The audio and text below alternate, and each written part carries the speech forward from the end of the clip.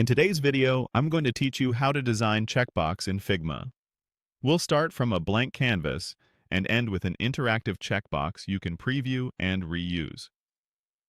First, open Figma and head into a new or existing design file. Zoom in to a comfortable level so you can work precisely. Draw the checkbox box by selecting the rectangle tool and dragging out a small square. A size around 20 by 20 pixels works well for interfaces, but scale it to your design. Set the corner radius to slightly round the edges. Something like 2 to 4 gives a modern look.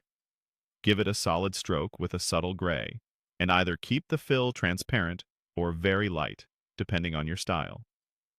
Add the label by selecting the text tool and typing a short caption, for example, checkbox.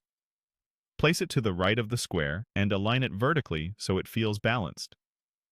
Adjust the font size and weight to match your UI, and add a bit of spacing between the box and the text so it's easy to read and tap. Duplicate what you've made so you have multiple versions to represent different states. Copy and paste the square and label together so they stay aligned. Now add the checkmark icon. Open Plugins, search for Icons 8, and insert a simple checkmark. Position it centered inside one of the boxes and size it so it doesn't touch the borders. Match its color to your brand, or use a contrasting color for clarity. Create another duplicate so you end up with 3 variations, such as unchecked, checked with an icon, and a third version you might use for hover or focus. These will help you prototype interactions. Turn each variation into a component. Select each group and choose Create Component. Naming them clearly will make them easier to manage. If you prefer, you can combine them as variants for cleaner switching. Switch to the Prototype tab and wire the states together.